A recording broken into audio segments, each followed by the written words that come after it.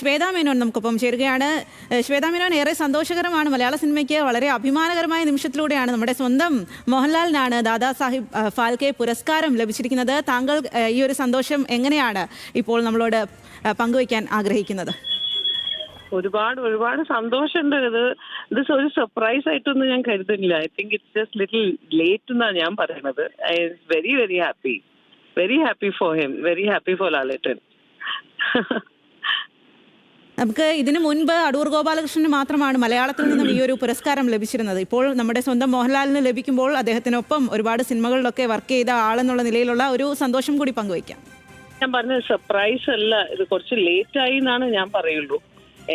കുറച്ചും കൂടി മുന്നേ കൊടുക്കാമായിരുന്നു എന്നുള്ള ഒരു അത് കംപ്ലൈന്റ് ആയിട്ടല്ല, പക്ഷെ ഭയങ്കര സന്തോഷമുണ്ട്.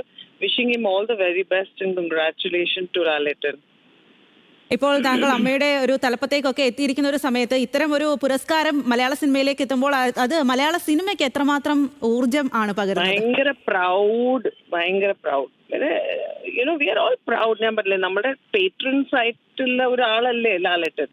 സോ അതിന്റെ ഒരു സന്തോഷം എപ്പോഴും ഉണ്ടാവും. ഞാൻ മാത്രമല്ല, നമ്മുടെ ഫുൾ അമ്മ മെമ്പേഴ്സ് എല്ലാവരും ഭാഗത്തുനിന്ന് ഞാൻ ലാലേട്ടനെ ഒരു വലിയൊരു കൺഗ്രാറ്റുലേഷൻസ് പറയാണ്.